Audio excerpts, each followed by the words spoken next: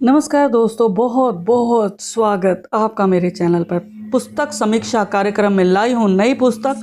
इसका नाम है नीति परक हाइकू। आप देख सकते हैं और इसके रचयिता हैं आचार्य प्रकाश चंद्र फुलोरिया जी। तो दोस्तों, आज इस पुस्तक के बारे में मैं आपसे बात करूंगी। पेपर बैक में है, 2024 में आई है, रंग बंधु साहित्य अकादमी फरीदाबाद से छपी है और 250 रुपये मूल्य और पृष्ठ 96। परिचय देना चाहूँगी आचार्य जी का। फरीदाबाद निवासी हैं, सेवानिवृत्त प्रवक्ता, हिंदी शिक्षा निदेशालय दिल्ली हैं, परीक्षक panel SSC, resource person SCERT हैं, महामहिम राष्ट्रपति द्वारा रजत पदक से सम्मानित किए जा चुके हैं, संस्कृत अकादमी दिल्ली द्वारा विद्यालयी सेवा सम्मान मिल चुका है, बहुत सारे सम्मान मिल चुके हैं, 35 पुस्तकें प्रकाशित है। इस पुस्तक के बारे में आत्मकथ्य में इन्होंने कहा है, ये कहते हैं कि यह इनकी 36वीं कृति है।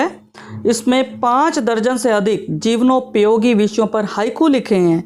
इसमें प्राय सभी हाइकू तुकांत हैं, लेकिन कभी कहीं कहीं अतुकांत भी हैं, जिनकी संख्या नगण्य है। प्राय सभी हाइकू नीतिपरक एवं ज्ञानवर्धक हैं।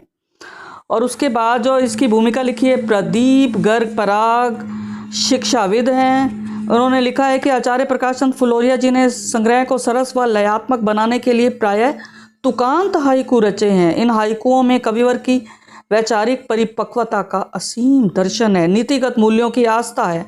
सत्य को पोषित करते इन हाइकुओं में भारतीय संस्कृति का दर्शन है तथा इसके संवहन की प्रेरणा है।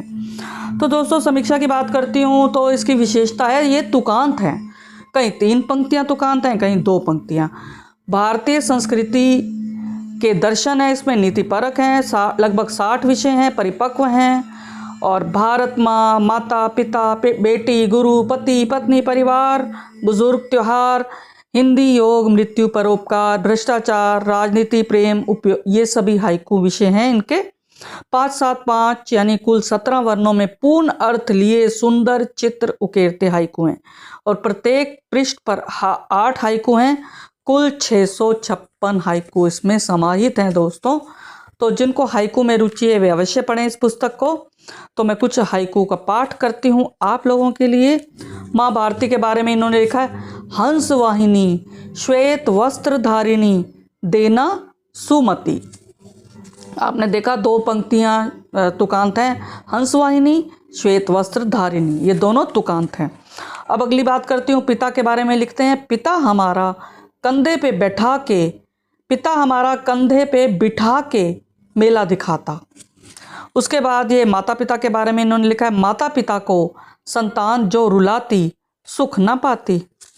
अब बेटी के बारे में देखिए, प्यारी बिटिया दहेज में ले गई प्रेम का पौधा। गुरु के बारे में लिखते हैं, जिज्ञासा जब गुरु से समाधान पूछिए तब। पति के बारे में देखिए, मेरे साजन गृहस्थी का करते सुसंचालन। और पत्नी को लेकर इन्होंने लिखा है, तुम्हें पाया है मेरा उज्जवल वक्त अब आया है, मेरा उज्जवल वक्त अब आया है। मित्र को लेकर इन्होंने लिखा है, छाया के जैसे साथ न छोड़े कभी मित्र हों ऐसे। बुजुर्ग को लेकर लिखा है, वृद्धावस्था में स्वाद और विवाद खतरनाक। परिवार के लिए लिखा है, रोटियां खाना परिवार के साथ अच्छी है बात। नारी को लेकर कहते हैं, पहाड़ी नार नापती कदमों से पूरा पहाड़, पूरा पहाड़। देखिए इसके अंदर बिंब, देखिए बिंब हैं, रूपक हैं, ये सब इसके अंदर एक दृश्य बन जाता है। और सज्जन को लेकर कहते हैं, संतों की बातें ऐसे लगती जैसे चांदनी रातें।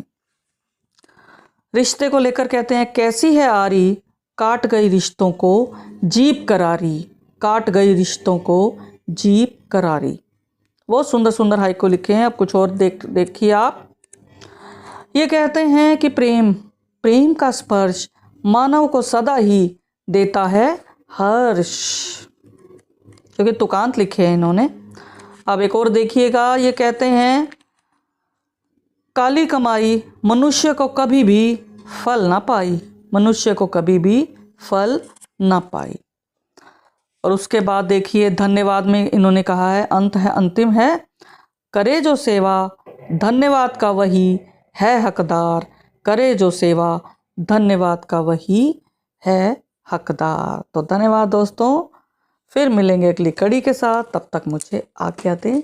धन्यवाद।